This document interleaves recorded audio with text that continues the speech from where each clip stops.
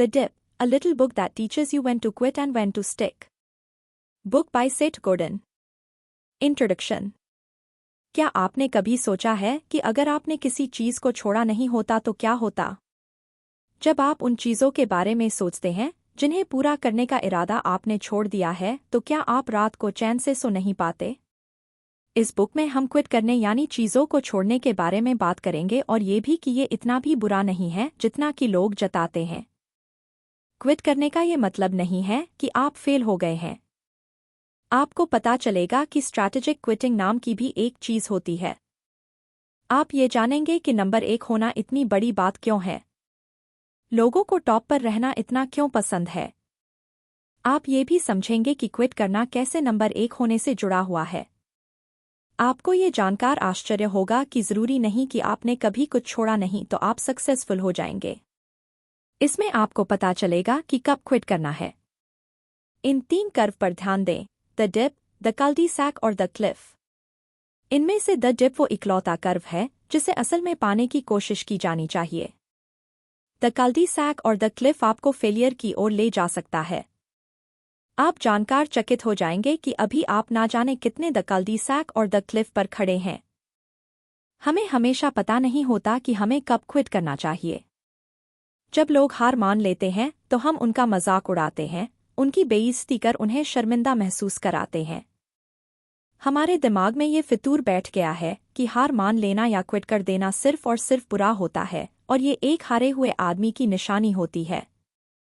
ये माइंडसेट वो मेन कारण है कि इतने सारे लोग फेल हो जाते हैं। ये बुक आपको सिखाएगी कि आप अपने सोचने के तरीके को कैसे बदलें। Being the best in the world is seriously underrated. इस दुनिया में हार मान लेने की इच्छा हर जगह मौजूद है। जब आप बाइक चलाना सीखते हैं तब आप हार मान लेना चाहते हैं। जब आपको जॉब में प्रमोशन नहीं मिलता तब आप हार मान लेना चाहते हैं। कई फेमस कोट हमें आगे बढ़ने के लिए एनकरेज करते हैं। आपको बस मुश्किल दौर में डटकर लगे रहना है और अंत में आपकी मेहनत जरूर रंग लाएगी। ये एक बुरी सलाह है। ज्यादातर समय विनर्स क्विट कर देते हैं। वो लूजर इसलिए नहीं है क्योंकि उन्हें पता है कि सही समय पर कब क्विट करना है। हाँ, बेशक कुछ लोगों को कामयाबी तब मिलती है जब वो लंबे समय तक संघर्ष का डटकर सामना करते हैं। लेकिन जो लोग किसी नई चीज पर फोकस करने के लिए शुरुआत में क्विट कर देते हैं उन्हें इसके अलग फायदे मिलते हैं। आइए एक कहानी से इसे समझते हैं। हैना सुप्रीम कोर्ट में लॉ क्लर्क है। ना जाने कितने लॉ ग्रेजुएट उनकी तरह बनने की तमन्ना करते हैं। यूनाइटेड स्टेट्स में 42,000 लॉ ग्रेजुएट्स में से सिर्फ 37 को क्लर्कशिप दी गई। हैना उनमें से एक थी। क्लर्कशिप ग्रेजुएट्स को लॉ फर्म पार्टनर, जज यहाँ तक कि सीनेटर बनने में भी मदद करती है। हैना कोई भाग्यशाली नहीं थी बल्कि वो बुद्धिमान और मेहनती थी। उसे क्लर्कशिप उसकी अटलता और धुन की वजह से मिली थी, किसी लक की वजह से नहीं। एक और बात जो हैना को उन 36 क्लर्क्स से अलग बनाती थी वो थी कि उन्होंने क्विट नहीं किया था। वो 42,000 ग्रेजुएट्स क्लर्कशिप को क्विट कर दूसरी जॉब की तलाश में जुट गए थे। लेकिन देखा जाए तो हैना भी एक क्विटर है। आज वो जिस मुकाम पर थी वहां तक पहुंचने के लिए उसे कई दूसरे काम छोड़ने पड़े थे। क्लर्क की पोजीशन मिलने का मतलब था कि वो कोई और जॉब मैनेज नहीं कर सकती थी।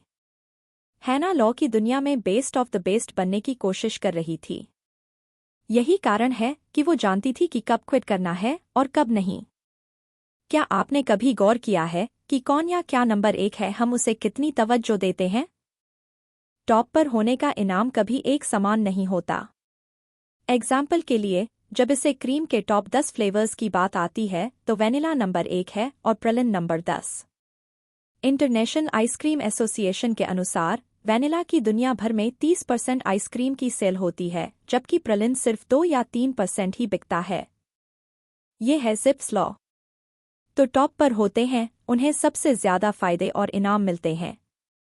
इसका कारण यह है कि आमतौर पर लोग और मार्केट विनर को ही पसंद करते हैं।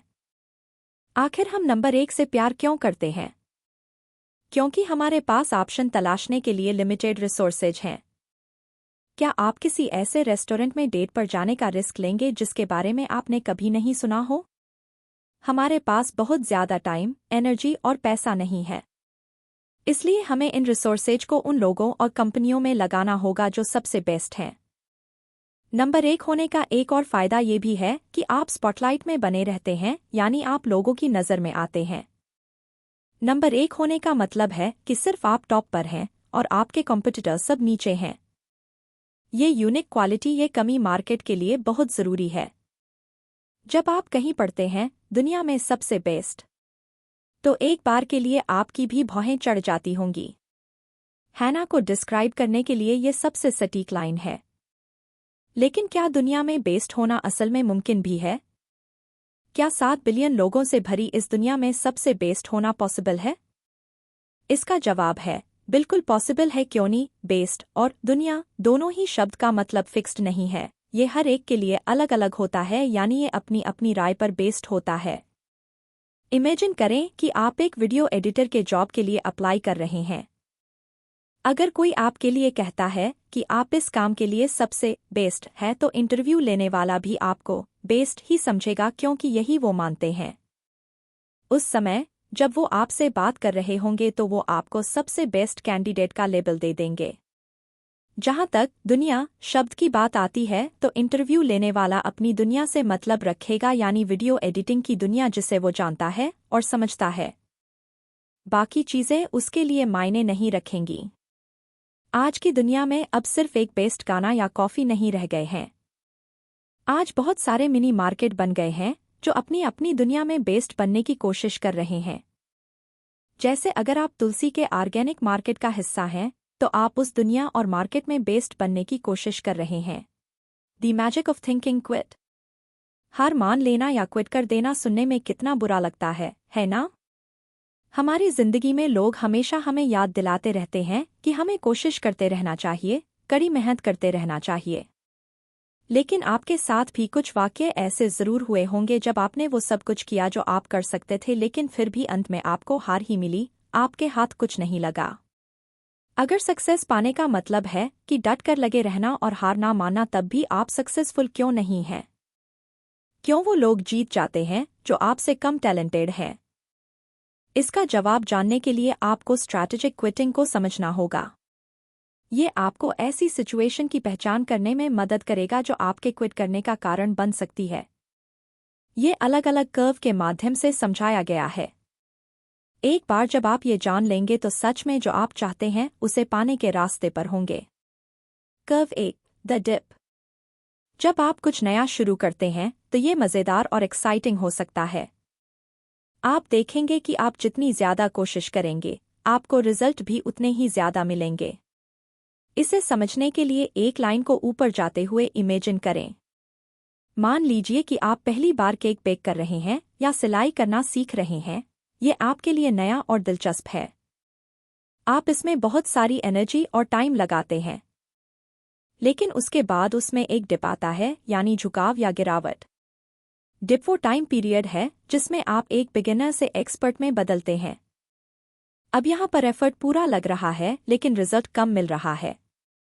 ये बिल्कुल वैसा है जैसे आपने सिलाई और बुनाई तो सीख ली, लेकिन आपके फिनिश्ड प्रोडक्ट में वो सफाई या परफेक्शन अब तक नहीं आई है।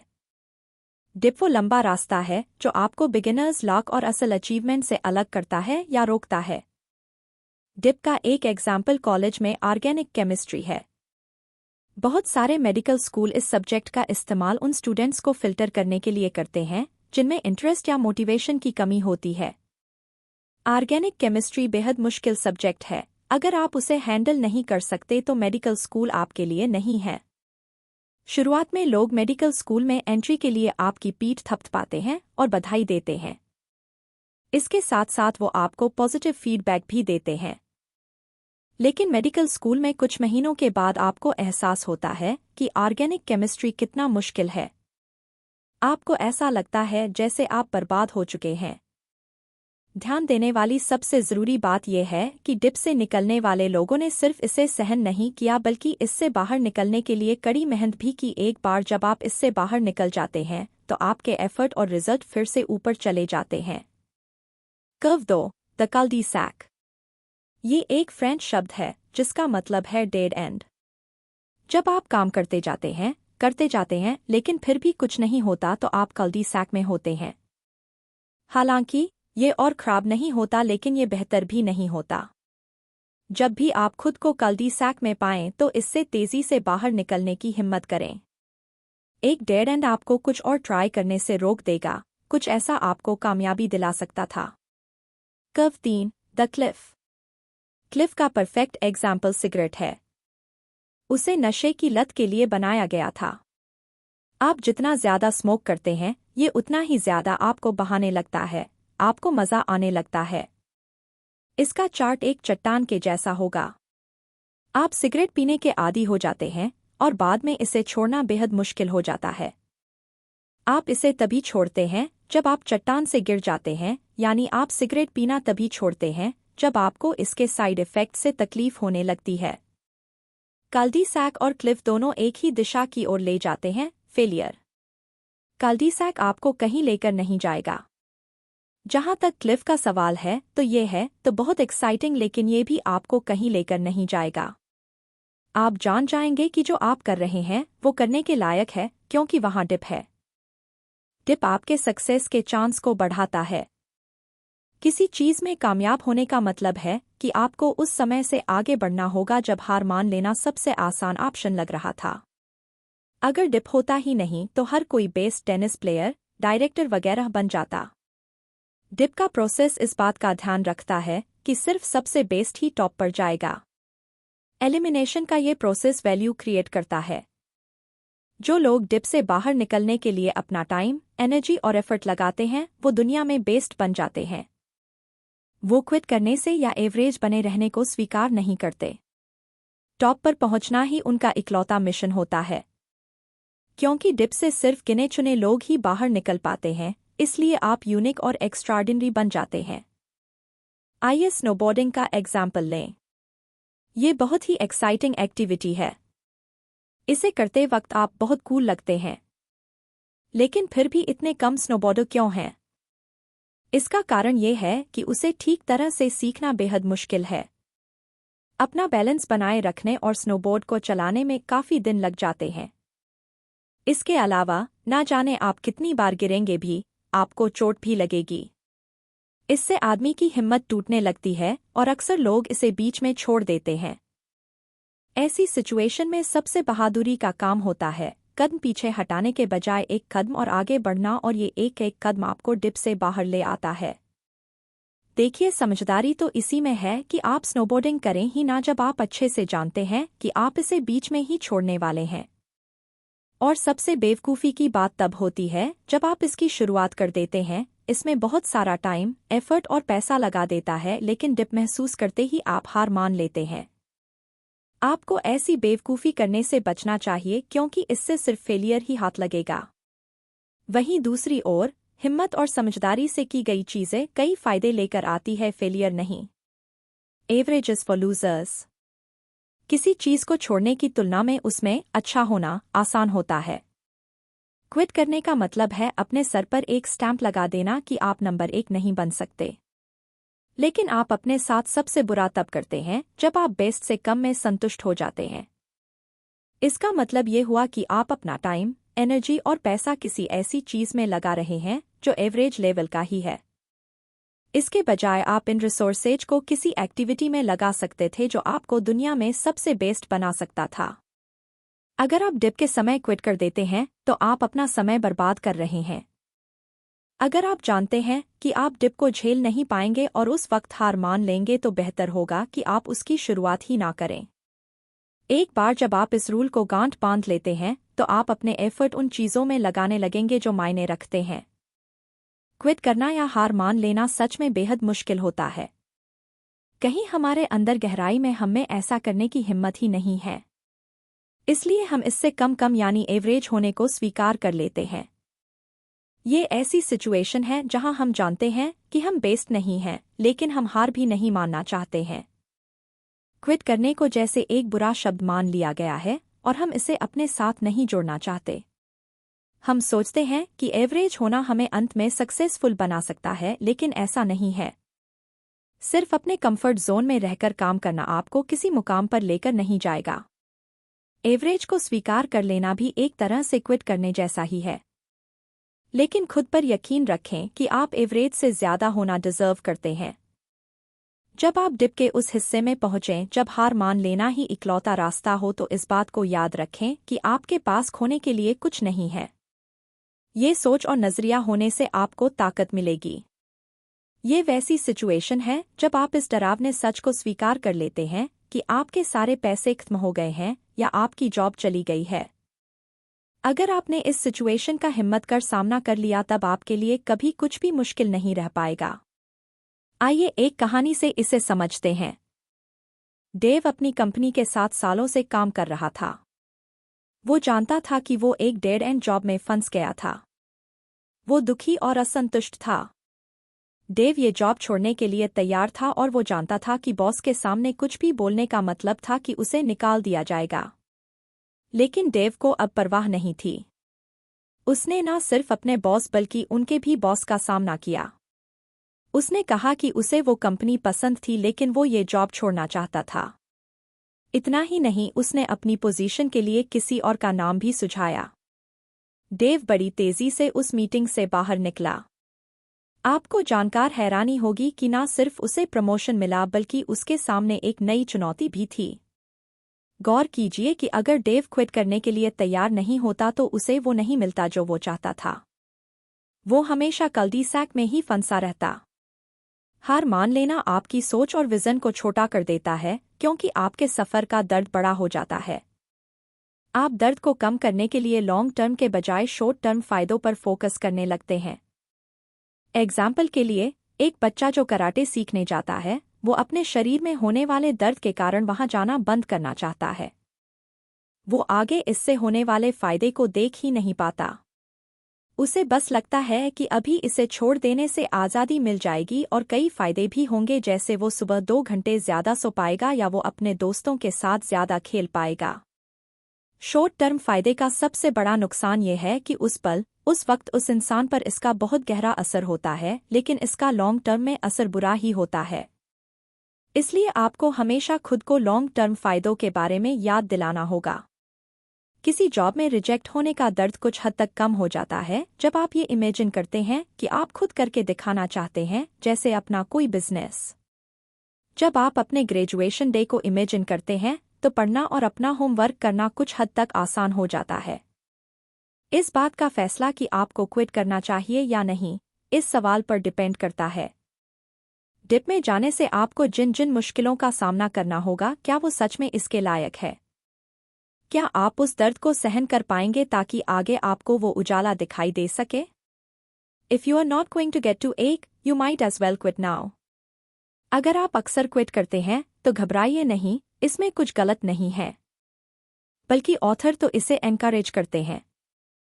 जब आप किसी डेड एंड में हों तो क्विट करें। जब आप क्लिफ पर खड़े हों तो क्विट करें। जब आपको मिलने वाला रिवॉर्ड उस दर्दनाक तकलीफ के लायक नहीं हो जो आपको डिप के दौरान महसूस होगी तो क्विट करें। कई बार हमारे सामने ऐसे प्रोजेक्ट आ जाते हैं जिनका कोई रिजल्ट नहीं निकलने वाला है, तो ऐसे प्रोजेक्ट में टाइम इन्वेस्ट करना आपको ज़रूरी प्रोजेक्ट को शुरू करने से रोक देता है। आपके पास दोनों प्रोजेक्ट में इन्वेस्ट करने के लिए टाइम और एनर्जी नहीं है, तो क्यों ना उस प्रोजेक्ट में इन्वेस्ट किया जाए तो मायने रखने हैं, है ना? ऑथर सत्य ये नहीं कह रहे हैं कि अगर चीज़ें आपके हिसाब से ना चले तो बस आप हार मान लें। नहीं, बल्कि वो आपको अपनी स्ट्रेटेजी में बदलाव करने के लिए कह रहे हैं। जब हम अपने लिए कोई गोल बनाते हैं तो उसके लॉन्ग टर्म स्ट्रेटेजी भी बनाते हैं। तो जब चीज़ें आपके हिसाब से नहीं हो रही हों तो आपको हार नहीं मानना है बल्कि अपना तरीका बदलना है। इसका मतलब ये नहीं है कि आप फेल हो गए हैं। इसका मतलब सिर्फ ये है कि आप अपनी स्ट्रेटेजी में बदलाव कर उसे और बेहतर बना रहे हैं। क्विट करना कोई ऐसा फैसला नहीं है जो आप एक झटके में अचानक ले लेते हैं। ये ऐसी चीज़ है जिसके बारे में बहुत गहराई से सोचना चाहिए। आपको खुद से ये 3 सवाल पूछने होंगे। क्वेश्चन 1, क्या मैं घबरा रहा हूँ? आपको घबराहट और क्विट करने के बीच का फ़र्क मालूम होना चाहिए। घबराहट आपको अचानक से घेर सकती है और उस वक्त आपको ऐसा लगेगा कि हार मान लेना ही इकलौता ऑप्शन है। लेकिन स्मार्ट क्विटर पहले से ही प्लान बना लेते हैं कि उन्हें कब क्विट करना है। इसलिए आपको इसके बारे में गहराई से सोचना चाहिए। हम में से ज्यादातर लोग सिर्फ इसलिए हार मान लेते हैं क्योंकि उस पल में हमें बस वही सबसे सही लगता है। हम बस उस दर्द को खुद से दूर करना चाहते हैं। अपनी घबराहट को अपने फैसलों पर हावी ना होने दें, नहीं तो आपका हर फैसला गलत साबित होगा। क्वेश्चन 2, मैं किसे इन्फ्लुएंस करने की कोशिश कर रहा हूं? आप क्विट करने का विचार तब करते हैं जब चीजें आपके हिसाब से नहीं चल रही होती हैं। ये वैसा ही है जैसे आपने किसी दिन 1 दर्जन कस्टमर को कॉल किया लेकिन आपकी बिल्कुल सेल नहीं हुई, या जब एडवर्टाइजमेंट के अलग अलग तरीके भी आपके नए प्रोडक्ट की ओर कस्टमर्स को अट्रैक्ट नहीं कर पाया। जब आप किसी एक अकेले इंसान को इन्फ्लुएंस करने की कोशिश कर रहे होते हैं तो क्विट करना आसान हो जाता है। लेकिन एक मार्केट को, लोगों के एक बड़े ग्रुप को इन्फ्लुएंस करना एक अलग ही बात है।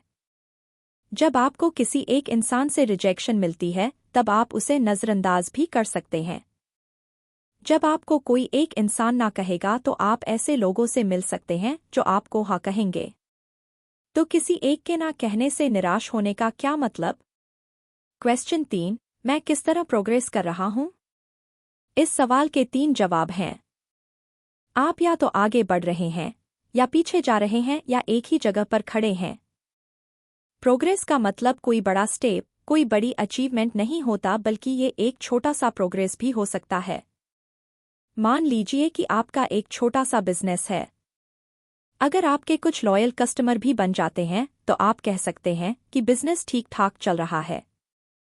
अब ये भी प्रोग्रेस ही कहा जाएगा क्योंकि ये कस्टमर आपके प्रोडक्ट के बारे में बात कर आपके लिए नए कस्टमर लेकर आएंगे, तो औरों से आपका प्रोडक्ट ट्राई करने के लिए कहेंगे। कंक्लूजन, इस बुक में आपने सीखा कि जब क्विट करने की बात आती है तो उसे कैसे एक अलग नजरिए से देखना है। क्विट करना आपको लूजर नहीं बनाता है।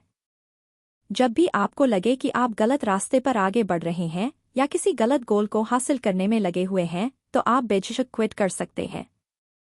उन्हें छोड़ देने से आपको उन चीज़ों पर फोकस करने में मदद मिलती है जो आपको ग्रो और इम्प्रूव करने में मदद करते हैं। आपने ये भी जाना कि हम कैसे उन लोगों और कंपनियों को ज़्यादा अहमियत देते हैं जो टॉप पर हैं या नंबर 1 हैं। हमारे पास बहुत लिमिटेड टाइम और एनर्जी होती है। जो लोग टॉप पर हैं हम उन्हें ज़्यादा महत्व इसलिए देते हैं क्योंकि हम नहीं चाहते कि हमारे रिसोर्सेज वेस्ट हों। आपने ये भी समझा कि सिर्फ इसलिए कि आप क्विट नहीं करते, इस बात की गारंटी नहीं देता कि आप सक्सेसफुल होंगे। कुछ लोगों को जो वो चाहते हैं आपसे बहुत पहले मिल जाएगा। क्या आप इसका कारण जानते हैं? क्योंकि उन्होंने स्ट्रैटेजिक क्विटिंग का इस्तेमाल किया था। स्ट्रैटेजिक क्विटिंग के जरिए ही आप जान सकते हैं कि कोई काम सच में करने के लायक है या नहीं। डिप वो साइन है जो बताता है कि आप जो चीज़ पाना चाहते हैं वो सोच में स्ट्रगल करने के लायक है। ये वो टाइम पीरियड है जब आप बहुत ज़्यादा एफर्ट लगाते हैं लेकिन आपको बहुत कम रिजल्ट मिलता है। डिप ये भी पक्का करता है कि जितने लोग उसमें फंसे हुए हैं वो सब बाहर नहीं आ सकते, बल्कि बाहर सिर्फ वही आते हैं जो उस स्ट्रगल को सहने की हिम्मत दिखाते हैं। जो लोग इससे बाहर निकल जाते हैं वही अक्सर दुनिया में बेस्ट बन जाते हैं। अगर आप क्विट करने का फैसला ले रहे हैं तो इस बारे में सोचने के लिए खुद को अच्छा खासा समय दें। जल्दबाजी या घबराहट में डिसीजन ना लें। जब आपका मन शांत हो गया हो तब डिसाइड करें। अगर कोई एक आदमी आपको रिजेक्ट कर दे तो निराश ना हो। आप अपने फील्ड में बहुत लोगों से मिल सकते हैं, आपको कोई ना कोई तो ऐसा जरूर मिलेगा जो आपको हाँ कहेगा। प्रोग्रेस चाहे कितना भी छोटा क्यों ना हो फिर भी वो प्रोग्रेस ही होता है। आपके मंजिल तक ले जाने वाले सफ़र को एंजॉय करें। अगर आप अपनी प्रोग्रेस को मेजर नहीं कर पा रहे हैं तो समझ जाइए कि आप डेड एंड पर हैं। तब आप दूसरे अपॉर्चुनिटी की तलाश कर सकते हैं। नंबर 1 की पोजीशन पर आना इतना भी आसान नहीं है, लेकिन ये भी याद रखें कि जैसे आसमान की कोई सीमा नहीं है उसी तरह आप कितने ऊपर उड़ान भर सकते हैं इसकी भी कोई सीमा नहीं है। एक दौर ऐसा भी था जब लोग सोचा करते थे कि दुनिया के एक कोने को दूसरे कोने से जोड़ना नामुमकिन है, लेकिन आज देखिए सिर्फ एक क्लिक पर हम दुनिया के किसी कोने से भी कनेक्ट कर सकते हैं। खुद को लिमिट में बांध कर सीमित ना करें, क्योंकि आपकी असली पोटेंशियल क्या है वो आप खुद भी नहीं जानते। जब आप किसी एक चीज़ को छोड़ते हैं तो वहां रुके नहीं, किसी दूसरे चीज़ की शुरुआत जरूर करें। जिंदगी थमने का नहीं, आगे बढ़ते रहने का नाम है। कभी भी बेस्ट से कम पर संतुष्ट ना हो। पूरी दुनिया अपना दिल थामे खड़ी है, ये देखने के लिए बेचैन है कि आप क्या अलग दे सकते हैं दुनिया को।